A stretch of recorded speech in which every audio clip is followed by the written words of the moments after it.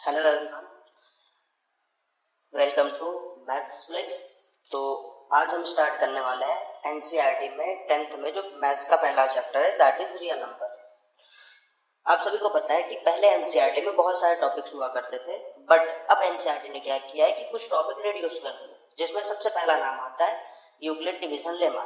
ठीक है, तो हम स्टार्ट करेंगे आज जो हमारा पहला टॉपिक होगा that is fundamental theorem of arithmetic. तो हम इस चैप्टर में कैसे आगे बढ़ेंगे मैं आपको बता देता हूँ। सबसे पहले हम पढ़ने वाले हैं फंडामेंटल थ्योरम ऑफ अरिथमेटिक। तो हमारा जो पहला टॉपिक होगा that will be a fundamental theorem of arithmetic. Clear? Then इस चैप्टर में पूरे अगर आप देखने जाओ तो दो ही टॉपिक्स हैं। पहला है फंडामेंटल थ्योरम ऑफ अरिथमेटिक जिसमें हम एचसीएफ और एलसीएम के बारे में पढ़ते हैं, और दूसरा जो चैप्टर है वो है हमारे पास में जहां पर हम प्रूफ करते हैं कि अगर हमारे पास में कोई इरेशनल नंबर गिवन है तो वो इरेशनल कैसे होगा। ठीक है, तो वो अलग टॉपिक है, हम अगले स्टार्ट करेंगे। पहले हम ये पढ़ लेते हैं कि फंडामेंटल थ्योरम ऑफ अरिथमेटिक होता क्या है। तो अगर मैं बात करूं तो एवरी पॉजिटिव इंटीजर, हमको पता है और आपको भी पता है कि अगर पॉजिटिव इंटीजर की बात किया तो एवरी पॉजिटिव इंटीजर एक्सेप्ट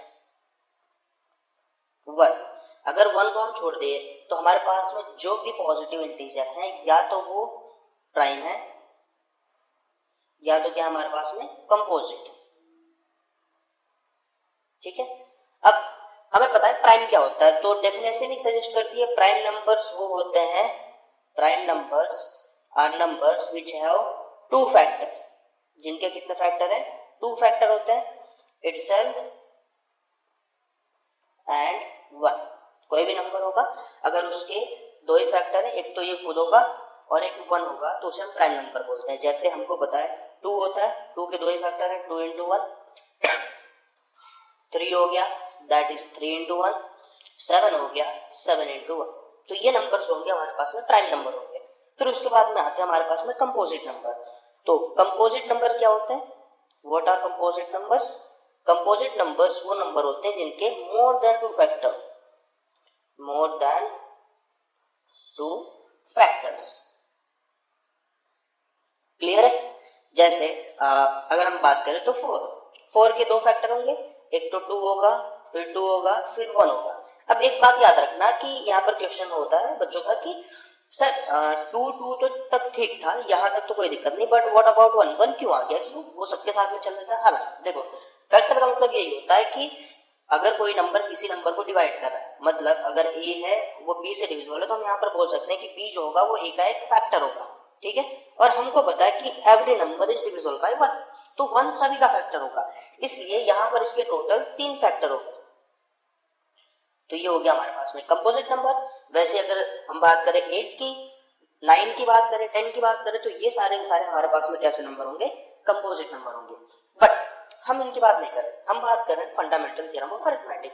तो फंडामेंटल थ्योरम ऑफ अरिथमेटिक क्या कहता है कि अगर हमारे पास में कोई भी कंपोजिट नंबर है जो कि पॉजिटिव इंटीजर है, पहली बात तो इंटीजर होना चाहिए, पॉजिटिव होना चाहिए, और उसके बाद में कंपोजिट नंबर होना चाहिए। अगर ऐसा कोई नंबर है तो उसका जो प्राइम फैक्टराइजेशन होगा वो हमेशा कैसा होगा, यूनिक होगा।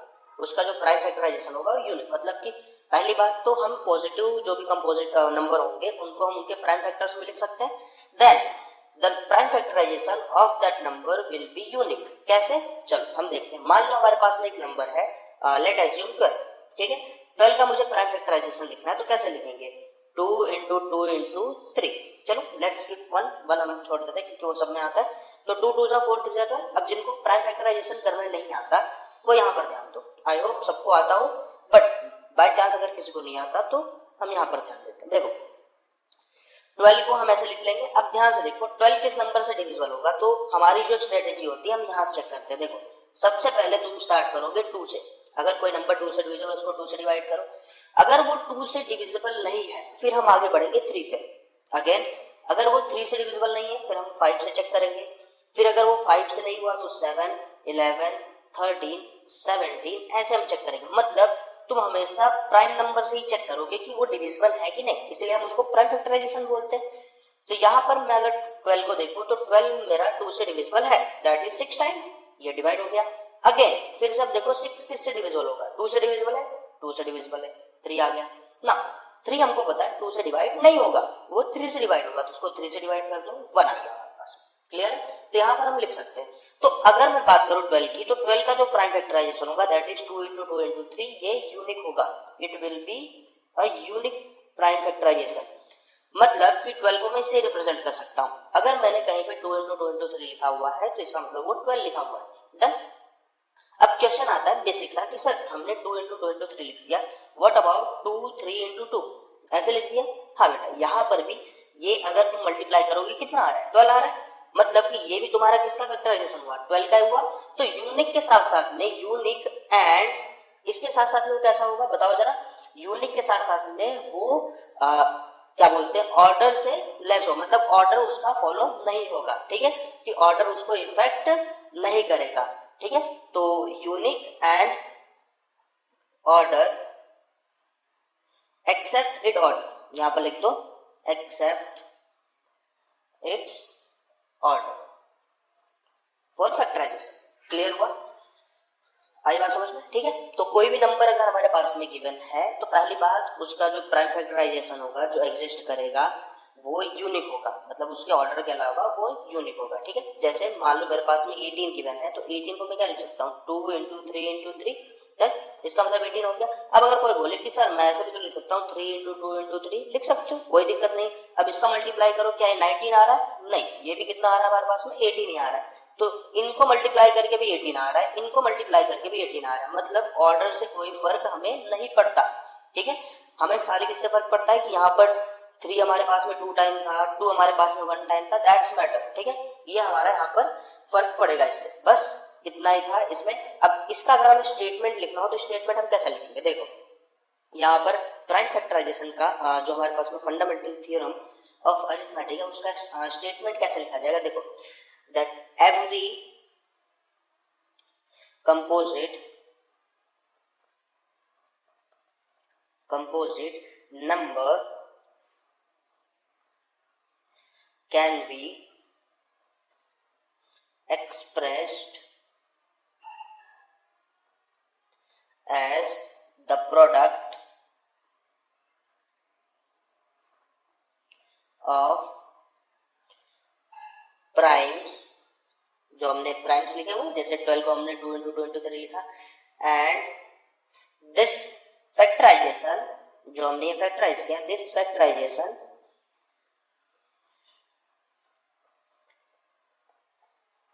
इज यूनिक, कैसा होगा, यूनिक होगा, for the order in which the prime factor occurs। Clear? आई बात समझ में? स्टेटमेंट पढ़ के समझ में आ गया कि अगर कोई भी हमारे पास में एक कंपोजिट नंबर है तो उनको हम प्राइम के फॉर्म में रिप्रेजेंट कर सकते हैं, और याद रखना ये जो प्राइम फैक्टराइजेशन होगा वो यूनिक होगा एक्सेप्ट इट्स ऑर्डर। क्लियर है?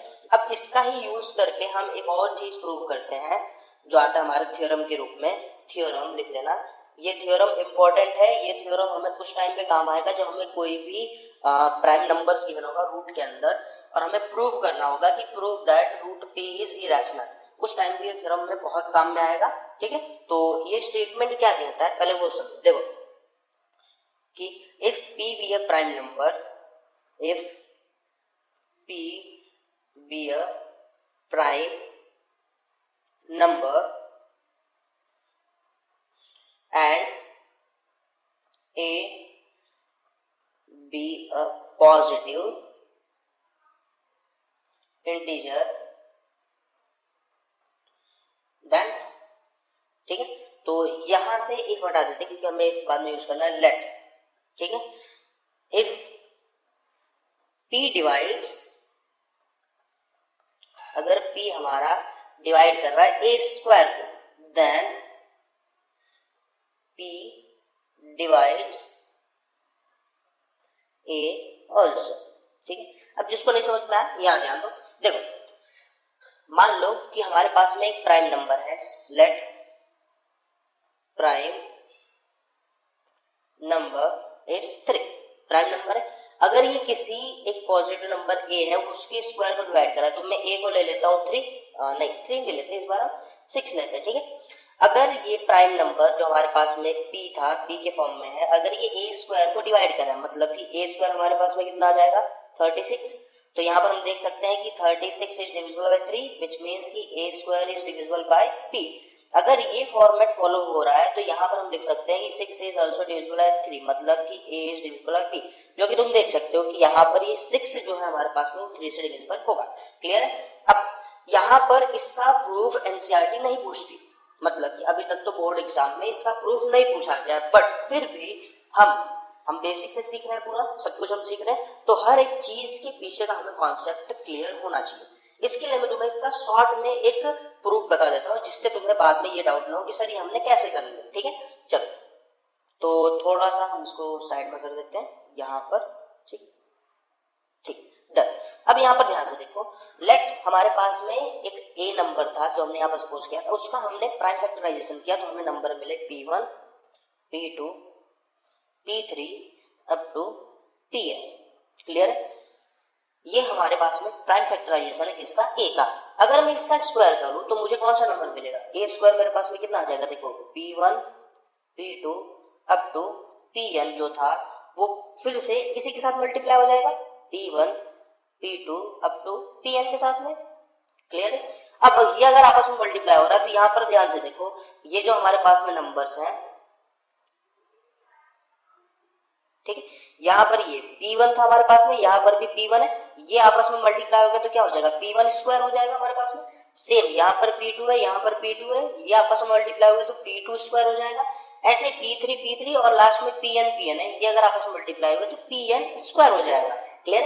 तो मैं डायरेक्टली लिख देता हूँ कि यहाँ पर हमारे पास में रिजल्ट आएगा p1 square into p2 square into p3 square into up to कहां तक जाएगा, pn स्क्वायर तक। क्लियर है? ये हमें मिल गया ए स्क्वायर नंबर। अब अगर ए स्क्वायर डिविजिबल है p से, विच मीन्स कि यहां पर मैं बोल सकता हूं कि p1 square p2 square up to pn square is divisible by p। अब ध्यान से देखना, यहां पर p1 p2 and up to pn all are prime numbers. ठीक है, एक कॉम्पोजिट नंबर्स नहीं, इनके और फैक्टर नहीं होंगे। और जो हमारे पास में p था वो भी कैसा नंबर है हमारे पास, प्राइम नंबर से। तो अगर ये इसको डिवाइड करा, विच मीन्स कि p इनमें से कोई एक होगा, p1 p2 p3 up to pn में से कोई एक होगा। अगर ये p इनमें से ही किसी में से एक से बिलोंग कर रहा है, विच मीन्स कि p जो होगा वो डिवाइड करेगा किसको, p divide p1 p2 up to pn। अब डिवीजन का साइन हम यहाँ पर चेंज करके स्लैश से रिप्रेजेंट करेंगे, मतलब p जो होगा डिवाइड करेगा किसको, p1 p2 up to pn। Clear है? आई बात समझ में? अब ध्यान से देखो, अगर ये इनको डिवाइड कर रहा है तो इसको हमने क्या लिखा हुआ है, a लिखा हुआ है।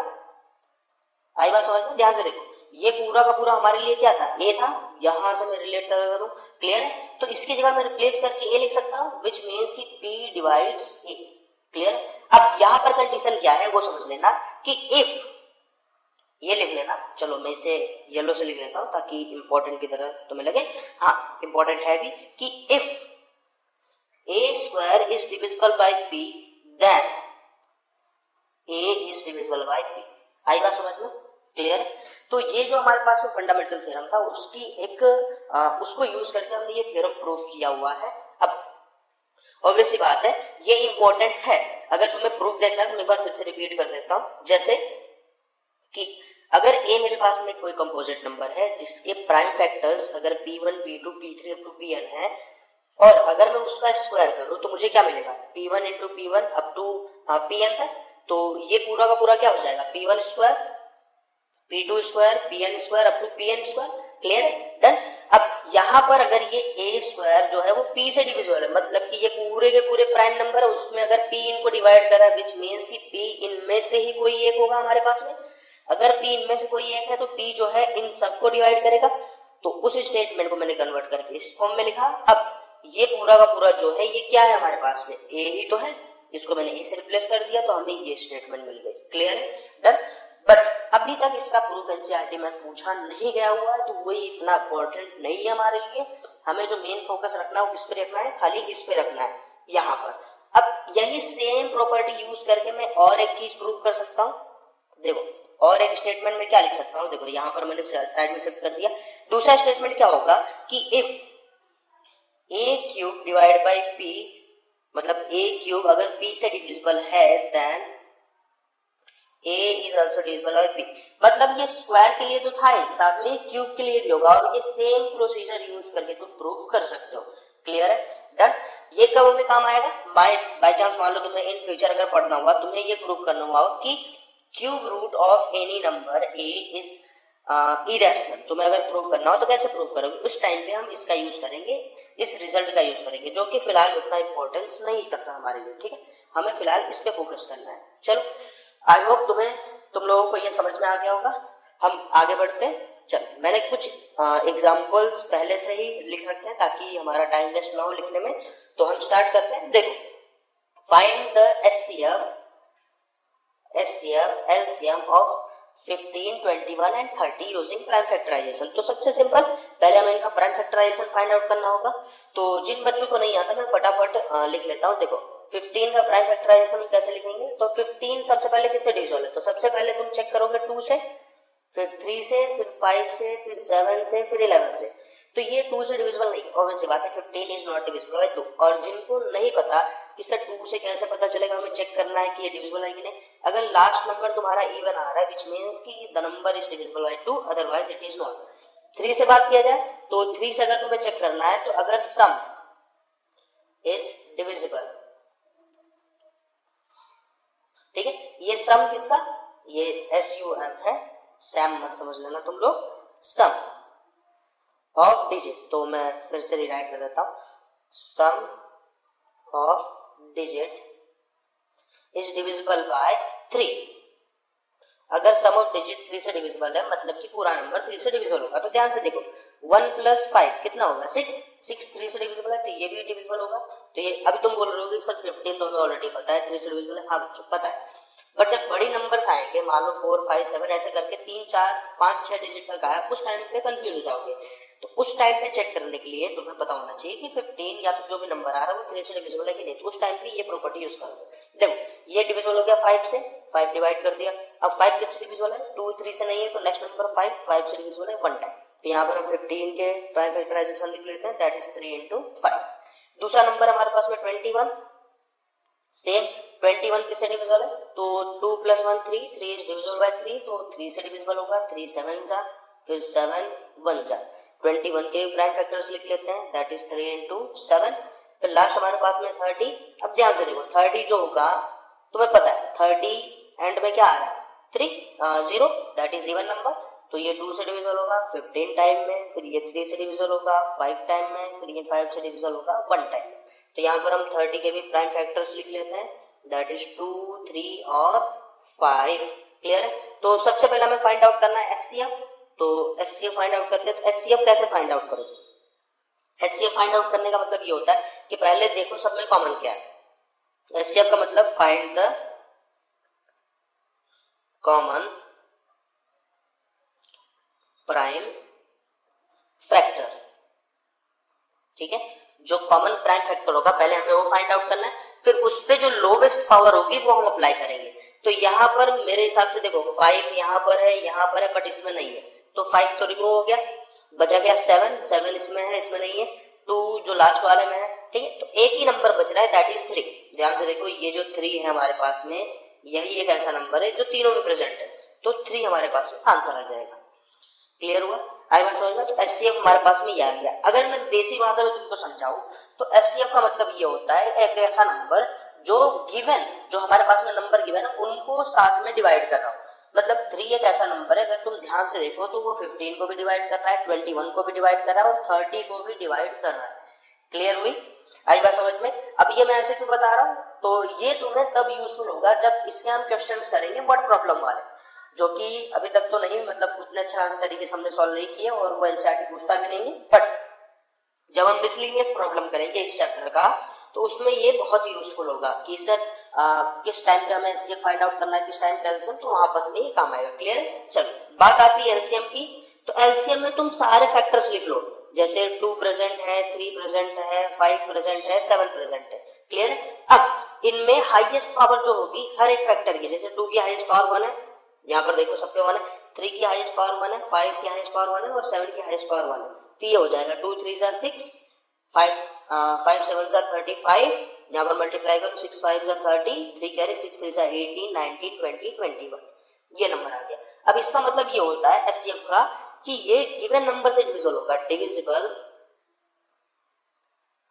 Bye given numbers. जो हमारे पास में नंबर्स ऑलरेडी गिवन है उनसे डिविजिबल होगा, और ये divide the given number. Clear है? तो एचसीएफ और एलसीएम के बीच का डिफरेंस यही है। अब इसके लिए एक जरूरी फॉर्मूला है जो तुम सब लिख लो कि मान लो कि हमारे पास में दो नंबर है A and B, let A and B are two number.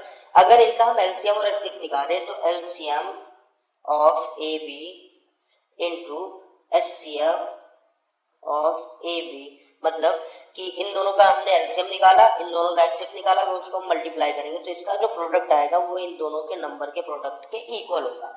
Clear है? आई बात समझ में? चलो आई होप तुम्हें समझ में आ गया हो। नेक्स्ट क्वेश्चन के ऊपर बढ़ते हैं हम। नेक्स्ट क्वेश्चन क्या दे रखा है हमें, जो कि बहुत इजी है, उतना हार्ड नहीं है अगर तुम ध्यान से पढ़ो। हमें क्या प्रूव करना है कि explain why the given number is a composite number. ये जो गिवन नंबर है वो कंपोजिट नंबर गिवन, तुम्हें जस्ट ये एक्सप्लेन करना है। तो सबसे सिंपल, तुम बोलोगे सर कैसे, मैं बताता हूँ, देखो ध्यान से। लेट जो हमारे पास में नंबर है उसको लिख लेते हैं 2 into 3 into 7 into 11 into 30 plus 22। अब ध्यान से देखो, ये जो हमारे पास में 22 है, क्या मैं इसके प्राइम फैक्टर करके इसको कुछ और तरीके से लिख सकता हूँ? बताओ भाई।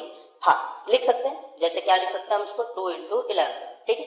अब ये 2 इंटू 11 और यहाँ पर ध्यान से देखो 2 और 11, एक 2 ये रहा और एक 11 ये रहा, और 2 इंटू 11, क्या इन दोनों को मैं कॉमन ले सकता हूँ? बिल्कुल ले सकता हूँ भाई।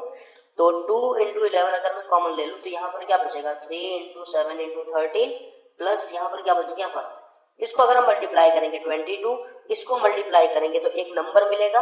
अब ध्यान से देखो, मैंने तुम्हें एक्सप्लेन किया था स्टार्टिंग में कि कोई भी नंबर हमें क्यों ना गिवन हो उसका हमेशा एक फैक्टर होता है, दैट इज 1। कितना होगा? 1। तो ये जो हमारे पास में नंबर था इसके टोटल कितने फैक्टर आ गए? ये एक फैक्टर हो गया, ये दूसरा फैक्टर हो जाएगा और ये कितना हो जाएगा? तीसरा फैक्टर हो जाएगा।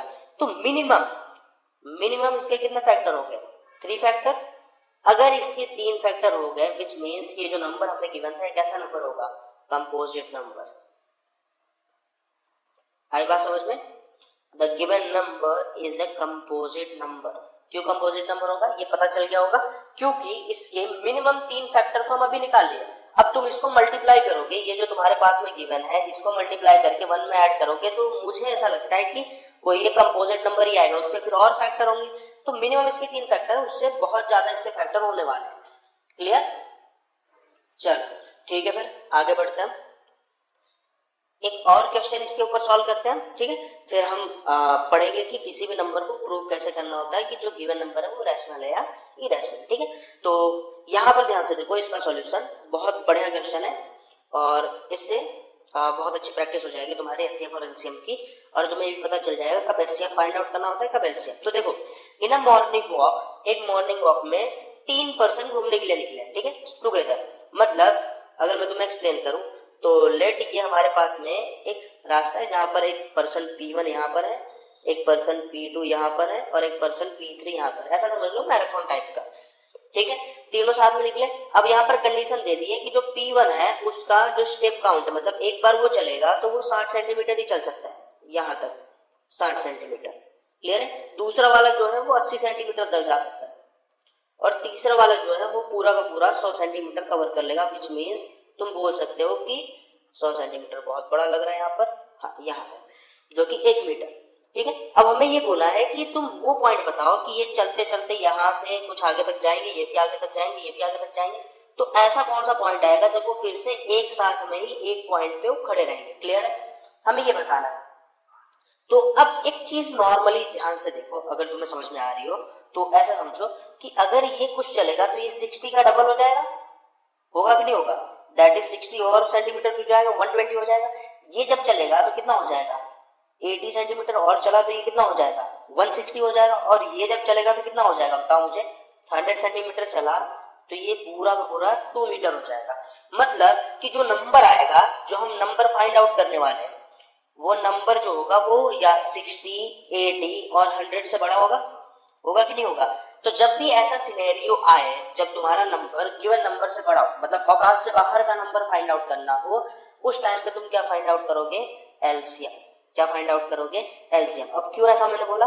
देखो, जब मैंने एलसीएम फाइंड आउट किया था तो उस टाइम पे मैंने तुम्हें लिखवाया था कि एलसीएम का मतलब क्या होता है? Divisible by given number. मतलब एक ऐसा नंबर जो गिवन नंबर से डिविजिबल हो। वो कब पॉसिबल हो? जब गिवन नंबर से बड़ा होगा तभी डिविजिबल होगा।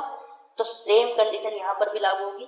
तो जैसे मान लो यहाँ पर हमें फाइंड आउट करना है तो 60, तो 60 का अगर मैं प्राइम फैक्टराइजेशन करूं तो चलो फटाफट कर लेते हैं। तो 2 से डिविजिबल होगा 30, 2 से डिविजिबल होगा 15, 2 से डिविजिबल 2 से नहीं डिवाइड होगा, 3 से डिवाइड होगा तो 5, और 5 से डिविजिबल होगा 1।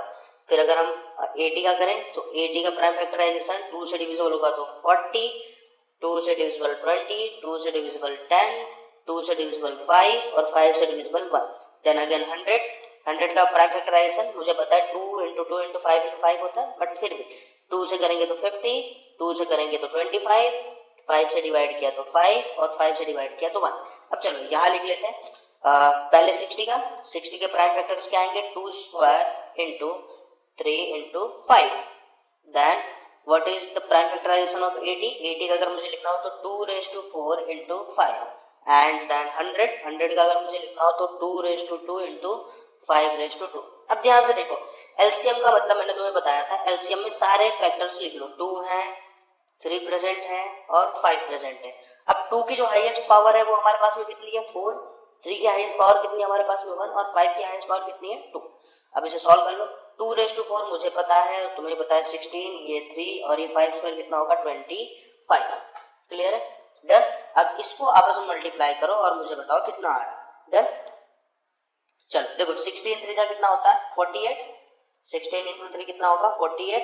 अगर 48 को मैं 25 से मल्टीप्लाई करूं तो दैट इज 1200। ठीक है, तो यहाँ पर ये हमारे पास में क्या आ गया? वो नंबर आ गया, या फिर कितना डिस्टेंस वो हर एक कंप्लीट करेगा, तब जाके वो कहाँ पहुंचेंगे? सेम पॉइंट पे पहुंचेंगे। क्लियर है? आई बात समझ में? मतलब इसको 60, पहले वाले को कितना कवर करना पड़ेगा? पहला वाला भी 1200 ट्रेवल करेगा, दूसरा वाला भी 1200, तीसरा वाला भी 1200, तब जाके वो सेम पॉइंट पे पहुंचेंगे। आई बात समझ में? इतना सेंटीमीटर डिस्टेंस उनको ट्रेवल करना पड़ेगा। चल ठीक है, चल आगे बढ़ते हैं। तो यहाँ तक हमारा जो पहला टॉपिक था that is fundamental theorem of arithmetic. उसमें जो पहली चीज हमने पढ़ी थी कि हर एक नंबर जो होता है उसका फैक्टराइजेशन यूनिक होता है और वो ऑर्डर पे डिपेंड नहीं करता। ऑर्डर तुम चेंज करोगे फिर भी वो यूनिक ही रहेगा। उस पर हमने कुछ क्वेश्चन सॉल्व कर लिया और हमने सीख लिया। अब बात आती है हमारे पास में दूसरे टॉपिक की। तो दूसरा टॉपिक क्या हमारे पास में? यहाँ पर हमें प्रूव करना है कि जो गिवन नंबर होगा वो रैशनल होगा या इरेशनल। तो that is irrational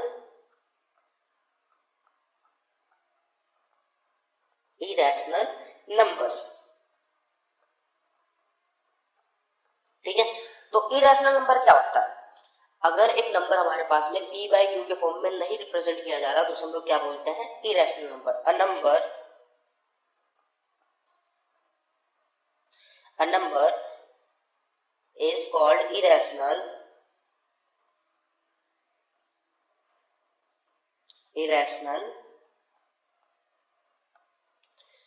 if it cannot be written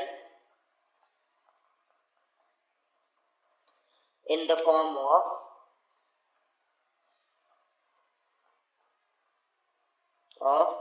p by q, where p and q are integers। ठीक है। एंड ऑब्वियस सी बात है कि क्यू डिनोमिनेटर में है तो वो नॉट इक्वल टू 0 होना चाहिए, वरना क्या हो जाएगा, नॉट डिफाइंड। क्लियर है? चलो आगे बढ़ते हैं। अब ध्यान दो, यहाँ पर अगर कोई नंबर है जो p बाई क्यू फॉर्म में नहीं रिप्रेजेंट किया जाता उसे हम इरेशनल बोलते हैं। तो चलो मुझे पता है, बट मैं तुम्हें थोड़ी सा गाइडेंस दे देता हूँ, मतलब तुम्हें थोड़ा सा नंबर्स के बारे में बता देता हूँ। देखो हम जो पढ़ते हैं वो होता है हमारे पास में रियल नंबर हम पढ़ते हैं, और रियल नंबर से हम उसके ऊपर भी जो आता है that is decimal number system. ठीक है, हमारे पास में जिस नंबर सिस्टम को हम पढ़ रहे हैं उसे हम बोलते हैं डेसिमल नंबर सिस्टम। ठीक है, अब ये डेसिमल नंबर सिस्टम क्या होता है? एक ऐसा नंबर जिसमें 0, 1, 2, 3, 4, 5, 6, 7, 8 और 9 इंक्लूडेड है, उसे हम डेसिमल नंबर सिस्टम बोलते हैं। और भी तुमने बहुत सारे नंबर सिस्टम के बारे में सुना होगा, जैसे बाइनरी हो गया, हेक्साडेसिमल हो गया, ऑक्टागन हो गया। यहाँ पर बाइनरी जो होता है वो तुमको ऑलरेडी पता है, तुमने देखा होगा जब तुम्हें कंप्यूटर पढ़ाया जाता है तो सबसे पहले यही होती है कि the machine learning language is binary. वहां पर खाली 2 डिजिट होते हैं, 0 और 1। डेसिमल नंबर सिस्टम ये होता है जो हम रियल वर्ल्ड में यूज करते हैं। तुमने अभी तक जितने भी नंबर देखे होंगे वो 0 से लेकर के 9 तक ही होते हैं, इसके अलावा और कोई डिजिट उसमें नहीं होता। ठीक है, हेक्साडेसिमल आता है, सेक्साडेसिमल आता है, बहुत सारे नंबर्स आते हैं हमारे पास में। तो यहाँ पर ये जो नंबर सिस्टम है ये अगेन 2 पार्ट में डिवाइडेड है। ठीक है, अब वो 2 पार्ट कौन कौन से? एक है हमारे पास में रियल और एक है इमेजिनरी। इमेजिनरी क्या होता है? चलो आज क्लियर कर देते हैं। तो real numbers and imaginary numbers. ठीक है, तो इमेजिनरी नंबर क्या होता है? हम बचपन से पढ़ते हुए आ रहे हैं कि कभी अगर हमारा रूट के अंदर नेगेटिव आ जाता है तो हम बोलते हैं कि ये पॉसिबल ही नहीं है, अनडिफाइंड टर्म हो गया। जैसे हमने पढ़ा हुआ है क्यू का अगर 0 हो गया p बाई क्यू में, तो क्यू क्या हो जाता है? अगर 0 हो गया तो वो अनडिफाइंड टर्म हो जाता है। वैसे हमने ये भी पढ़ा हुआ है कि रूट के अंदर अगर नेगेटिव आ गया, मतलब -2 आ गया या -5 आ गया या √-10 आ गया, ये सारे के सारे नॉट डिफाइंड है। कैसे है? Not defined. या हमने ऐसा पढ़ा है कि आते ही नहीं, बट ऐसा नहीं है। इसको भी स्टडी करने के लिए हमने एक अलग से नंबर सिस्टम ही डेवलप कर दी थी जिसको हम बोलते हैं इमेजिनरी नंबर सिस्टम। इसमें होता क्या है? रूट के अंदर जो -1 होता है इसको हमने i सपोज कर लिया। देखो ये तुम्हारे कोर्स का नहीं, बट तुम्हें पता होना चाहिए क्योंकि हम बेसिक से ही पूरा स्टार्ट कर रहे हैं, और ये जो है तुम्हारा 11th के लिए बेस मजबूत कर देगा। तो यहाँ पर ध्यान से देखो, -1 जो होता है y के इक्वल होता है, तो -√2 को मैं ऐसे लिख सकता हूँ, -1 × 2। इसको फिर से मैं -1 × √2 ऐसे लिख सकता हूँ, और ये पूरा का पूरा i हो जाएगा और ये √2 हो जाएगा। That can be written √2 × i। और ये जो i होता है इसको हम बोलते हैं आयोटा। क्या बोलते हैं? आयोटा। फिलहाल हम जान देते हैं। ठीक है, ये इमेजिनरी हो गया। बाकी जो रियल नंबर है वो 2 पार्ट में डिवाइडेड है, रैशनल और इरेशनल। ठीक है, अब ध्यान से देखो, ध्यान से देखना, रैशनल नंबर क्या होता है? जिसको हम p बाई क्यू फॉर्म में रिप्रेजेंट कर सकते हैं। इरेशनल जिसको हम p बाई क्यू फॉर्म में रिप्रेजेंट नहीं कर सकते। अब मुझे एक चीज बताओ, अगर कोई नंबर रियल है, ठीक है, अगर कोई नंबर है, तुमने बचपन में वो ट्रू फॉल्स वाले क्वेश्चन किए कि कोई अगर तुम्हारे पास में पूछा जाए कि बताओ ये ट्रू है कि फॉल्स है, तो उसमें 2 ही ऑप्शन होते थे, या तो ये ट्रू होगा या तो ये फॉल्स होगा। 2 ही ऑप्शन होते थे, उसके अलावा तीसरा ऑप्शन नहीं होता था। वैसे ही अगर कोई नंबर है तुम्हारे पास में जो कि रियल है, तो उसके पास 2 ही ऑप्शन है, या तो वो रैशनल होगा या तो वो इरेशनल होगा।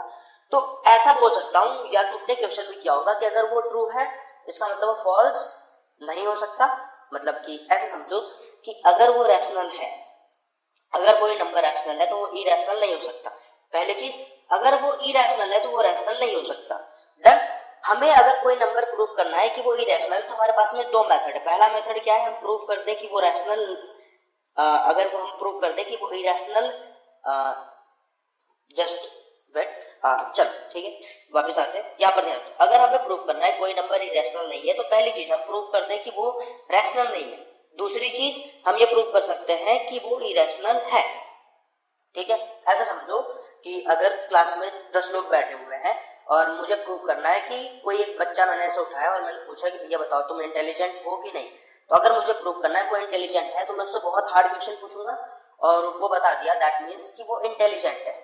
Well and good. अगर मुझे प्रूफ करना है कि वो इंटेलिजेंट नहीं है, मतलब कि अगर ऐसा प्रूफ करना है कि वो बेवकूफ नहीं है, मतलब इंटेलिजेंट है, रिवर्स हो गया, वो बेवकूफ नहीं है, तो उसके लिए मैं क्या करूंगा, मैं उसे खड़ा करूंगा, मैं बोलूंगा तुम बेवकूफ हो, वो बोलेगा कि नहीं सर मैं बेवकूफ नहीं हूँ, मैं पढ़ने में बहुत अच्छा हूँ, मैं गधा नहीं हूँ। मैं उससे एकदम हार्ड क्वेश्चन पूछूंगा और वो आंसर दे देगा, मतलब कि वो इंटेलिजेंट बच्चा है। वैसे ही इरेशनल प्रूफ करने के लिए तुम्हारे पास में दो तरीके, एक तो तुम डायरेक्टली प्रूफ कर सकते हो कि वो इरेशनल है, दूसरा तुम प्रूफ कर सकते हो कि वो रैशनल नहीं है। तो पहला जो मेथड है directly prove that it is irrational, ठीक है। और दूसरा जो मेथड है हमारे पास में वो क्या होता है, prove that it is not rational, ठीक है, कि तुम प्रूव करो कि वो रैशनल नहीं है। अगर तुमने ये प्रूव कर दिया वो रैशनल नहीं है तो उसके पास एक ही ऑप्शन बचा रियल नंबर में, अगर वो रैशनल नहीं है तो वो क्या हो जाएगा, इरैशनल। क्लियर है, आई बात समझ में। तो इस मेथड से हम प्रूव करेंगे। तो वही सेम चीज मैंने तुम्हें बताया अभी कि अगर किसी चीज को प्रूव करना हो कि वो रैशनल नहीं है तो हम क्या करेंगे, उसे हम पहले रैशनल सपोज करेंगे। जैसे मैंने बताया तुम्हें कि अगर क्लास में कोई बच्चा है और वो उठा, मैं बोला कि तुम गधे हो, वो बोलेगा कि नहीं मैं गधा नहीं हूं, तो मैं क्या करूंगा, उससे एकदम हार्ड वाले क्वेश्चन पूछूंगा, जो भी एकदम मतलब उस चैप्टर का एकदम हार्ड क्वेश्चन होगा वो पूछूंगा। और अगर उसने आंसर दे दिया, मतलब कि मैं इस टाइम पे गलत साबित हो गया, एज ए टीचर मैं गलत साबित हो गया, लेकिन वो बच्चा सही साबित हुआ और वो क्या हो जाएगा उस टाइम पे, इंटेलिजेंट हो जाएगा, मतलब कि वो रैशनल हो, इरैशनल हो गया। क्लियर है। तो यहाँ पर पहला जो मेथड है वो तुम्हें 8th में पढ़ाया जाता है, आई थिंक 8th या 9th में पढ़ाया जाता है कि डायरेक्ट प्रूफ करना वो होता है by long division method, long division method. Clear है। लॉन्ग डिवीजन मेथड से हम प्रूव करते हैं कि वो इरेशनल है। लॉन्ग डिवीजन मेथड में क्या होता है, रूट के अंदर कोई वैल्यू होती है उसका वैल्यू हम फाइंड आउट करते हैं, वहां पर तुम डिवाइड करते रहो, वो बढ़ता रहेगा इनफाइनाइट तक चलता रहेगा। तो वही तो होता है लॉन्ग डिवीजन मेथड में कि तुम्हें प्रूव करना है कि इरेशनल है। इरेशनल पर क्या होता है, नॉन टर्मिनेटिंग है, नॉन रिपीटिंग नंबर, 9th में पढ़ते हैं, ठीक है। बट अगर हमें प्रूव करना है दूसरे मेथड से तो वो हम यहाँ पर देखेंगे। चलो स्टार्ट करते हैं। तो इसमें करना क्या है, एक थ्योरम टाइप का मैं तुम्हें एक्सप्लेन करता हूं। देखो थ्योरम में लिख रहा हूं बट ये थ्योरम नहीं है। यहां पर मैं P लेकर सपोज करूंगा कि if P is a prime number then root P is irrational. Clear है। अगर P एक प्राइम नंबर है तो रूट P इरेशनल होगा, ये हमें प्रूफ करना है। तो इसका प्रूफ कैसे होगा, बहुत सीधा सा प्रूफ है, अगर तुम ध्यान से देखो तो विद इन अ सेकेंड तुम्हें समझ में आ जाएगा। प्रूफ देखते हैं। देखो मुझे प्रूफ करना है ये इरेशनल है, तो सिंपल सा पहले मैं क्या सपोज करूंगा कि ये रैशनल है, ठीक है। फिर एट द एंड जाके बोलूंगा अरे मैं तो गलत हो गया, मेरे तो मतलब जो सपोज किया था वो तो हुआ ही नहीं, तो इसका मतलब कि ये रैशनल नहीं है। अगर ये रैशनल नहीं है तो ये क्या हो जाएगा, इरेशनल। सिंपल सा लॉजिक है। तो इसके लिए हम क्या करेंगे कि हमने सपोज कर लिया कि if possible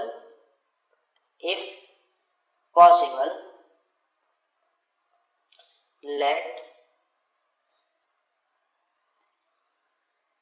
suppose root P is rational. Clear है। अब ध्यान से देखना, वैसे तो मैथ में रटने की उतनी चीजें होती नहीं है, बट इस टॉपिक में मैं तुम्हें 2-3 चीजें बताऊंगा और इसे IMP करके मार्क कर लेना, क्योंकि हर बार 3 मार्क्स में पूछा जाता है। कितना मार्क्स में पूछा जाता है, 3 मार्क्स का क्वेश्चन ये फिक्स होता है। रूट 2 हो जाएगा, रूट 3 हो जाएगा, रूट 5 हो जाएगा, रूट 7 हो गया, रूट 11 हो गया, तो हर बार ये पूछा जाता है। ऐसा नहीं है कि किसी साल ये छूट गया हो, इस साल जो एग्जाम हुआ था उसमें भी आया था, पिछले साल जो बोर्ड हुआ था उसमें भी आया था, तो हर बार पूछा जाता है और बहुत ईजी है। इसमें खाली 2 चीजें, 2 लाइन तुम्हें याद करने के लिए जरूरी है, और अगर तुम्हें समझ में आ गया तो वेल एंड गुड, बट अगर नहीं आ रहा तो वो खाली याद कर लो, बाकी सब कैलकुलेशन है जो कि तुम्हें ऑलरेडी आता है, ठीक है। तो यहाँ पर हम क्या सपोज करें, इफ पॉसिबल लेट यहाँ पर आएगा let suppose root P is rational. अब हमें पता है अगर रूट P रैशनल है then there exist 2 integer m and n where n should not be equal to 0 such that root P किसके इक्वल हो जाएगा, m बाई n। अब तुम्हें पता है अगर कोई रैशनल नंबर है, हमने यहाँ पर रूट पी को रैशनल माना है, तो वो किसी m बाई n के फॉर्म में रिप्रेजेंट हो सकता है, ऑब्वियस सी बात है। Rational number can be represented in n by n form या m बाई n फॉर्म, ठीक है। यहाँ पर सपोज कर लिया। अब यहाँ पर एक चीज याद रखना, ये स्टेटमेंट लिखना जरूरी है, where m and n are coprime. m और n क्या होना चाहिए, कोप्राइम। अब ध्यान से देखो, ऐसा क्यों लिखा हमने, देखो जब भी कोई रैशनल नंबर एग्जिस्ट करता है, तुमने 8th में पढ़ा था कि कोई भी रैशनल नंबर होता है वो 3 या 4 फॉर्मेट में एग्जिस्ट करते हैं, बहुत सारे फॉर्म में लिखा जा सकता है। जैसे 1/3 है, इसको मैं ये भी तो लिख सकता हूँ 6/18 लिख सकता हूँ, सिंपली 6 से मल्टीप्लाई किया, 5 से मल्टीप्लाई कर दो तो 5/15 लिख सकता हूँ। इसको और क्या लिख सकता हूँ, अगर मैंने 3 से मल्टीप्लाई किया तो 3/9 लिख सकता हूँ। बट ये सारे रैशनल नंबर काउंट तो होंगे, बट जो इनका परफेक्ट फॉर्म होगा वो क्या होगा, एकदम रिड्यूस्ड फॉर्म होगा 1/3, जहां पर 1 और 3 आपस में कोप्राइम है। कोप्राइम का मतलब क्या होता है, मैं तुम्हें बता देता हूँ थोड़ा सा, व्हाट आर कोप्राइम्स। तो कोप्राइम होते हैं coprime numbers which do not have any common factor except 1। मतलब सॉरी, ऐसे दो नंबर हमारे पास में जिनका आपस में कोई कॉमन फैक्टर नहीं है सिवाय 1 के, ठीक है। जैसे इसका मतलब ये नहीं हुआ कि दोनों प्राइम नंबर्स होने चाहिए तभी वो कोप्राइम है, मतलब 3 and 7 आर कोप्राइम, ऑब्वियस बात है। बट अगर 5 और 9 लिया जाए, यहाँ पर ध्यान से देखो 9 कोई भी हमारे पास में ऐसा नंबर नहीं है जो प्राइम हो। 5 और 9 बोथ, यहाँ पर 9 जो होगा वो कंपोजिट नंबर है, बट दे आर कोप्राइम, क्योंकि 5 और 9 का आपस में कोई कॉमन फैक्टर नहीं आ रहा। सेम इसी तरीके से 8 और 15 इनका आपस में कोई कॉमन फैक्टर नहीं है। 8 भी एक कंपोजिट नंबर है, 15 भी आपस में एक बोल सकते हो कंपोजिट नंबर है, 3 और 5 उसके फैक्टर होंगे, बट इनका आपस में कोई कॉमन फैक्टर नहीं है। तो वो ऐसे नंबर क्या कहलाएंगे हमारे पास में, कोप्राइम। और इन सिंपल वर्ड तुम बोल सकते हो व्हेन एचसीएफ इज 1, कोई भी ऐसे दो नंबर या 3 नंबर जिनका एचसीएफ आपस में 1 आ रहा है, दे आर कोप्राइम, ठीक है। ये एक्स्ट्रा है, ये मैंने तुम्हें एक्सप्लेन करने के लिए लिखा होगा, एग्जाम में ये लिख के नहीं आना है तुमको, ये मत लिखना, बट इसके पहले वाला तुम्हें लिखना पड़ेगा। क्यों ये कोप्राइम होता है, ये स्टेटमेंट जरूरी है। जो स्टेटमेंट जरूरी है उसको मैं अंडरलाइन कर दे रहा हूँ येलो से, ठीक है। ये स्टेटमेंट लिख के जरूर आना, क्योंकि इन फ्यूचर यही हमें काम आएगा, हमें गलत प्रूफ करने के लिए, ठीक है। चलो आगे बढ़ते हैं। अब अगर root p is equal to m by n है और मैं इसका स्क्वायर कर दूं, स्क्वायरिंग बोथ साइड्स, तो हमारे पास में क्या मिल जाएगा, root p square is equal to m by n square. अब यहाँ पर रूट पी का स्क्वायर क्या हो जाएगा, पी, यहाँ पर स्क्वायर करेंगे तो m square by n square. इसको और थोड़ा मॉडिफाई करके लिखते हैं तो ऐसे लिख सकते हैं n square into p is equal to m square. अब ध्यान से देखो, एम स्क्वायर के दो फैक्टर हैं, एन और पी। अगर यहाँ पर किसी नंबर के दो फैक्टर है, मतलब कि अगर मैं 8 को ऐसे लिख सकता हूँ 2 इंटू 4, विच मीन्स कि इसके दो फैक्टर है, एक 2 है एक 4 है, तो यहाँ पर जो 8 होगा ये 2 से भी डिविजिबल होगा और ये जो 8 होगा वो 4 से भी डिविजिबल होगा, क्लियर है। वैसे ही सेम अगर एम स्क्वायर के दो फैक्टर है तो मैं ऐसा लिख सकता हूँ कि m जो होगा वो p से डिविजिबल होगा, तो यहाँ पर हम लिख सकते हैं p divides m square, clear है। p जो होगा वो m स्क्वायर को डिवाइड करेगा। अब आएगा हमारे पास में हमारा थ्योरम का, जो हमने स्टार्टिंग में पढ़ा हुआ था। क्या पढ़ा था, एक बार मैं तुम्हें रिवाइज करा देता हूँ। यहाँ पर देखो हमने लिखा था कि अगर कोई नंबर एक p प्राइम नंबर है, अगर वो किसी के स्क्वायर को डिवाइड कर रहा है तो वो उस नंबर को भी डिवाइड करेगा, क्लियर है। तो यहाँ पर हमारे पास में जो नंबर है अगर p m स्क्वायर का डिवाइड कर रहा है तो p m को भी डिवाइड करेगा, क्लियर है। तो अब यहाँ पर हम ये स्टेटमेंट लिख सकते हैं, क्लियर। चलो लिखते हैं यहाँ पर, तो यहाँ पर मैं क्या लिख सकता हूँ, p डिवाइड्स m ऑल्सो। अगर p m को डिवाइड कर रहा है, ध्यान से देखना, एक छोटी चीज एक्सप्लेन करूंगा मैं तुम्हें। मान लो 2 जो है वो 16 को डिवाइड कर रहा है, डिवाइड 16 24, किसको डिवाइड कर रहा है, लेट 24। अगर 2 24 को डिवाइड कर रहा है तो मैं लिख सकता हूँ 24 इज इक्वल टू 2 इंटू 12। ये 12 अलग से आ गया, बट ये इसका फैक्टर ऐसे लिख सकता हूँ। क्लियर है। वैसे ही अगर p जो है वो m को डिवाइड कर रहा है, तो अगर मैं ऐसे लिख दूं m is equal to p into a, जहां पर a कुछ भी नंबर हो सकता है, यहाँ पर 12 था, यहाँ पर a कुछ भी हो सकता है, मुझे उससे मतलब नहीं है, ऐसे लिख सकता हूँ, बिल्कुल लिख सकता हूँ। ठीक है, अब ध्यान से देखो, ये जो हमारे पास में था इसको मैं इक्वेशन 1 बोल देता हूँ। नाउ सब्स्टिट्यूट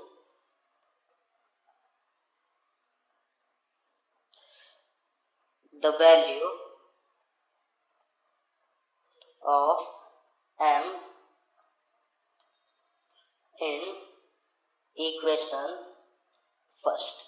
अगर मैं सब्स्टिट्यूट करूं तो ध्यान से देखो, ये क्या हो जाएगा, n square p is equal to m की जगह पुट करूंगा तो p into a whole square.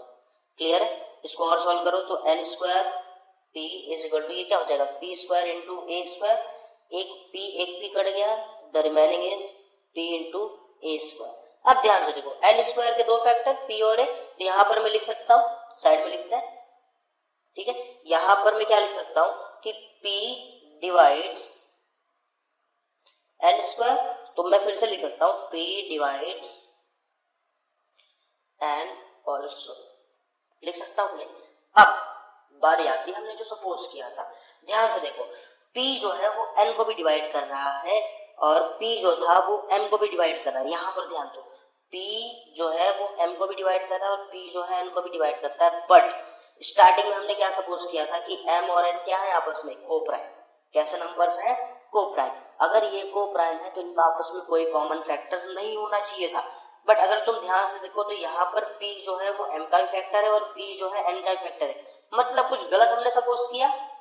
Obvious सी बात है, हमने गलत सपोज किया होगा। हमने क्या गलत सपोज किया, अगर हम उल्टे जाए, यहाँ से ऐसे घूम के रिटर्न यहाँ तक जाए, तो हमने ये गलत सपोज किया कि रूट पी को हम m बाय n फॉर्म में लिख सकते हैं, मतलब कि रूट पी को हम m बाय n फॉर्म में नहीं लिख सकते। अगर हम रूट पी को m बाय n फॉर्म में नहीं लिख सकते, इसका मतलब कि रूट पी जो था वो कैसा नंबर हो जाएगा, इरेशनल नंबर। बस यही चीजें हमें स्टेटमेंट में लिखनी है। तो स्टेटमेंट कैसे लिखेंगे, यहाँ पर ध्यान दो, thus p is the common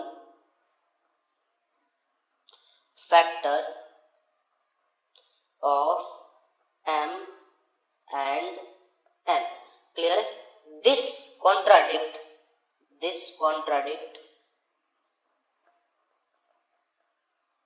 the fact that m and n are co-prime।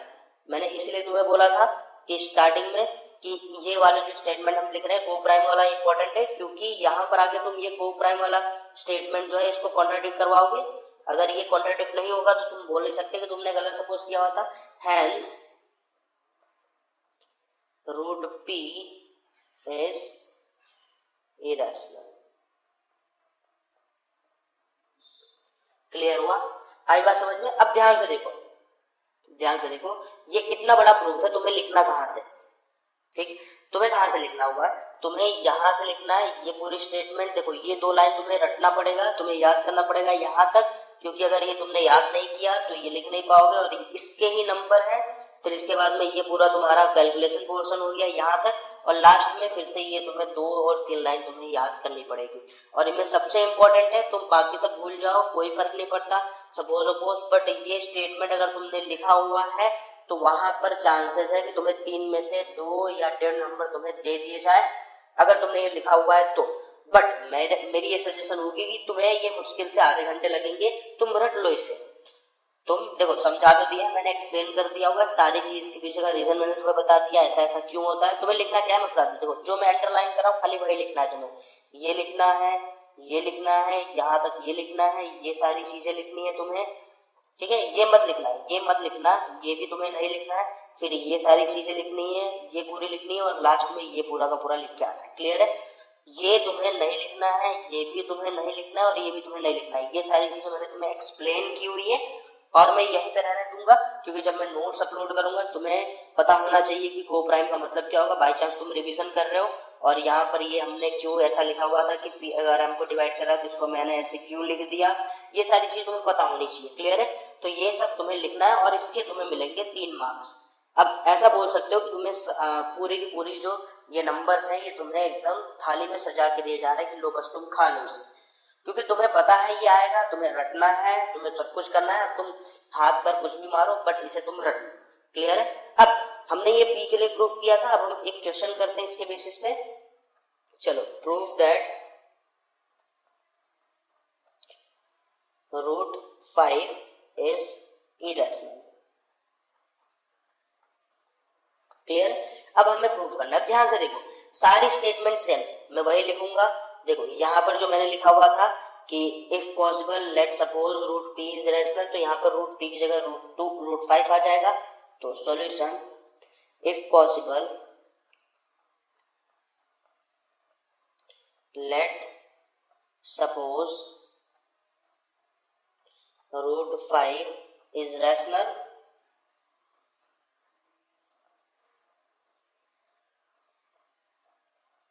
ठीक है। पहला हमने लिख लिया स्टेटमेंट। दूसरा स्टेटमेंट हमारे पास में क्या था कि then there exist two integer m और n such that √p is equal to m bye n where m and r coprime. तो फिर से हम वही लिखेंगे कि then there exist two integers m and n where n should not be equal to 0 such that √5 p की जगह हम क्या लिखेंगे, √5 is equal to m by n where m and n are coprime. Clear हुआ? आई बात समझे? Coprimes. Done.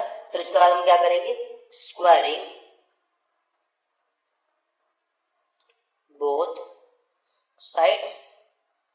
दोनों साइड स्क्वायर करो तो क्या मिलेगा हमारे पास में, √5 square is equal to m bye n square. इसको मैं क्या लिख सकता हूँ, 5 is equal to m square by n square. इसको और अच्छे से लिखूंगा तो हमारे पास में क्या आ जाएगा, 5 into n square is equal to m square. इसको हम नाम देंगे इक्वेशन 1। अब ध्यान से देखो, यहाँ पर m स्क्वायर के दो फैक्टर हैं, एक 5 है और एक n स्क्वायर है, मतलब कि 5 डिवाइड्स m स्क्वायर। अगर 5 m स्क्वायर को डिवाइड करा तो मैं लिख सकता हूँ कि 5 डिवाइड m ऑल्सो, 5 m को भी डिवाइड करेगा, मतलब यहाँ पर मैं फिर लिख सकता हूँ m is equal to 5 into a। ना ये वैल्यू जो है वहां पर सब्स्टिट्यूट करेंगे अपने इक्वेशन 1 में, ठीक है ना। पुट या substitute the value of m in equation 1, ठीक है। यहाँ पर सब्स्टिट्यूट करो तो हमारे पास में क्या आ जाएगा, 5 into n square is equal to, m की जगह पुट करेंगे तो 5 into a whole square, 5 into n square is equal to 5 square into a square. एक 5 से कट गया तो n स्क्वायर की वैल्यू आ गई 5 इंटू a स्क्वायर। ना 5 n स्क्वायर के दो फैक्टर 5 और a स्क्वायर, मतलब यहाँ से हम लिख सकते हैं 5 डिवाइड n स्क्वायर। फिर हम लिख सकते हैं 5 डिवाइड n ऑल्सो। क्लियर हुआ?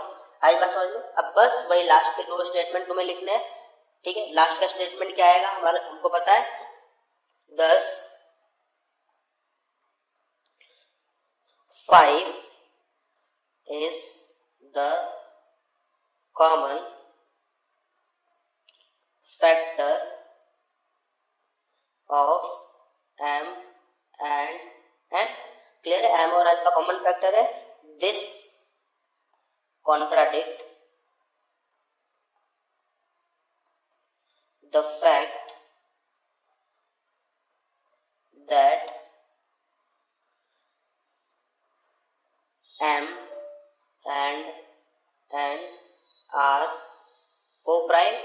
मैंने बोला था कोप्राइम स्टार्टिंग में ही लिखना जरूरी है, जैसे हमने यहाँ पर लिखा हुआ है, ठीक है। Hence √5 is irrational। क्लियर हुआ? अब ध्यान से देख लो, बस इतना ही है तुम्हें लिखना है, इसके ही तुम्हें कितने नंबर मिलेंगे, 3 नंबर मिलेंगे। अब इसमें इंपॉर्टेंट क्या है मैं तुम्हें बता देता हूँ, देखो यहाँ से ये पूरा तुम्हें रटना पड़ेगा और यहाँ से ये पूरे की पूरे तुम्हें स्टेटमेंट चेंज नहीं करनी है, ठीक है।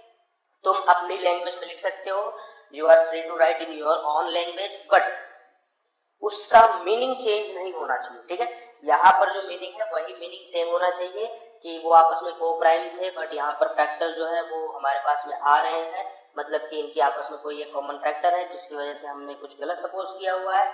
हमारा ये जो पूरा का पूरा मेथड था वो कहीं ना कहीं गलत हो रहा है, ये कॉन्ट्राडिक्ट कर रहा है हमारा फैक्ट, जिसकी वजह से ये इरेशनल होगा। अब देखो ध्यान से, इसमें और ऊपर वाले में क्या फर्क है। यहाँ पर अगर मैं तुम्हें एक्सप्लेन करूँ तो हमने जहां जहां पर P लिखा हुआ था उसकी जगह हमने बस खाली 5 पुट कर दिया। देखो यहाँ पर P था 5 आ गया, यहाँ पर P था 5 आ गया, यहाँ पर P था उसकी जगह 5 लिख दिया मैंने, यहाँ पर P था उसकी जगह 5 आ गया, यहाँ पर ये सारे जहां पर भी तुम्हें P दिख रहे हैं सबकी जगह पे मैंने 5 लिखा हुआ है। बट लास्ट में यहाँ पर भी P, यहाँ पर भी सब में 5 लिख के मैंने सेम पूरा का पूरा स्टेटमेंट कॉपी किया हुआ है, डिट्टो एकदम सेम, कोई भी स्टेटमेंट गलत नहीं है उसमें, सब कुछ सेम है। तो या तो तुम ऊपर वाला रख लो या तो ये वाला पूरा का पूरा देख सकते हो। अगर तुम्हारे पास में √2 आ रहा है, √3 आ रहा है, √5 आ रहा है, सिंपली जहां पर भी तुम्हें 5 दिख रहा है उसकी जगह पे 2, 3, 7, 11, 13, 17 तुम रिप्लेस कर सकते हो, बट मेथड लिखने का यही पूरा सेम रहेगा, वो चेंज नहीं होगा। क्लियर है? आई बात समझ में? आई होप आप लोगों को ये समझ में आ गया होगा। चलो इसके बेसिस पे एक और हमारे पास में एग्जांपल आता है, बाय चांस कभी कभी हमसे एक और क्वेश्चन पूछ लिया जाता है, ऐसे पूछा जाता है, ध्यान से देखो, √5 का तो हो गया हमारे पास में, हमसे ये पूछा जाता है कि prove that 2√3 is irrational.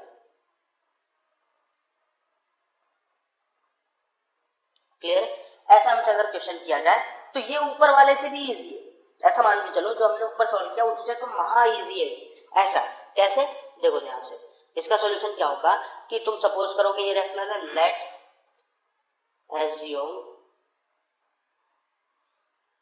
That 2√3 is rational. तुमने सपोज कर लिया कि ये रैशनल है, ठीक है। अब अगर ये रैशनल है तो वी कैन राइट, देखो अब मैं डायरेक्ट लिख रहा हूं तो वो स्टेटमेंट तुम लिख लेना, P/Q या M/N के फॉर्म में मैं इसको लिख सकता हूँ, M/N के फॉर्म में लिख सकता हूँ, ठीक है, जहां पर M and N are co-prime and n should not be equal to 0। Obvious सी बात है, डिनोमिनेटर 0 नहीं हो सकता, ठीक है। अब इसको थोड़ा सॉल्व करो तो √3 को मैं ऐसे लिख सकता हूँ m/2n, ठीक है। अब ऐसे लिख सकता हूँ। अब देखो ध्यान से, बिल्कुल इजी, यहाँ पर m n 2 आर इंटीजर, अगर ये इंटीजर है विच मीन्स कि p बार बार आ रहा है, चलो m/2n ये पूरा का पूरा क्या होगा, रैशनल होगा। बट ये हमने राइट साइड वाले को प्रूव किया कि ये रैशनल हो गया, बट लेफ्ट साइड में अगर तुम ध्यान से देखोगे तो √3 है, √3 कैसा नंबर है, इरेशनल है कि नहीं। और हमें पता है कभी भी रैशनल जो होता है, rational can not be equal to irrational, ठीक है। तो यहां पर तुम लिख सकते हो एक फैक्ट कि this contradict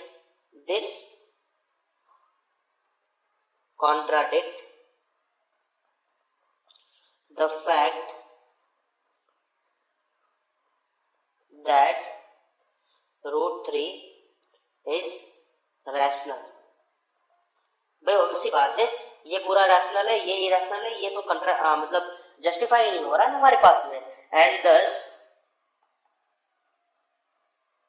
our assumption is wrong। हमने जो सपोज किया हुआ है वो गलत हो गया, hence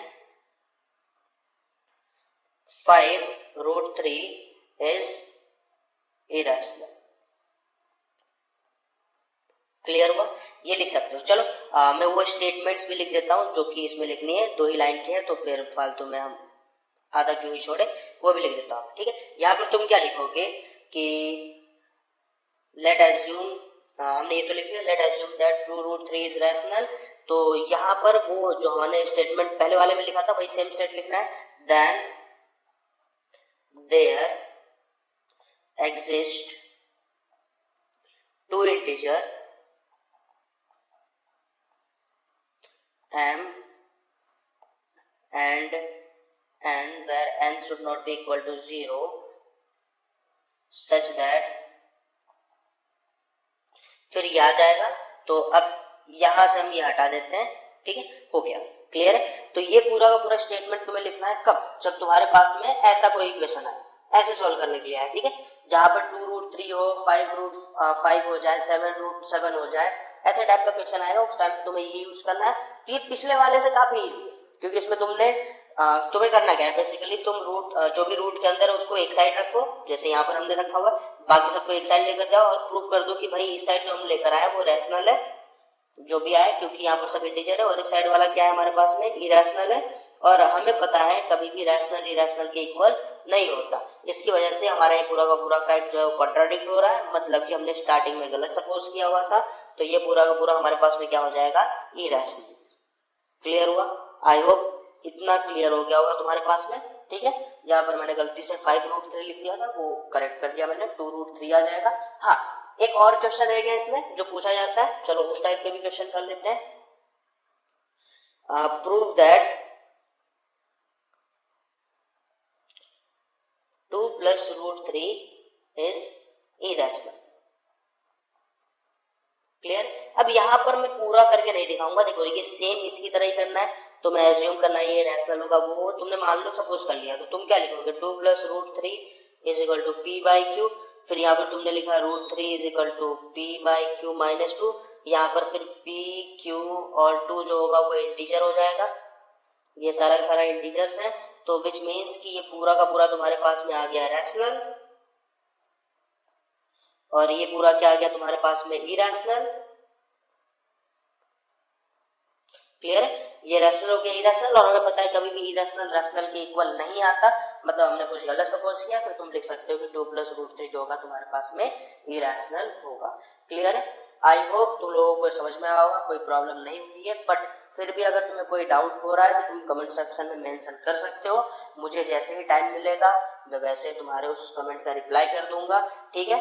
अगर पहली बार इस चैनल पे आओ तो ऑब्वियसली बात है सब्सक्राइब कर लेना, क्योंकि अब ये पहला चैप्टर था, इसके बाद हम स्टार्ट करेंगे इस चैप्टर के मिसलेनियस। अगले थर्सडे तक तुम्हें इस चैप्टर के मिसलेनियस के क्वेश्चन मिल जाएंगे, आरएस से, अग्रवाल से, सब जगह से मैं ढूंढ के जो भी अच्छे क्वेश्चंस होंगे वो डाल दूंगा। हाँ, मैं मानता हूँ कि वो बोर्ड के लिए इतने इंपॉर्टेंट नहीं है, बट तुम्हारे मैथ में सॉल्विंग पावर इंक्रीज हो उसके लिए हम मेहनत कर रहे हैं, हम बोर्ड के रिस्पेक्टिव में नहीं कर रहे हैं, ठीक है। ठीक है एवरीवन, बाय।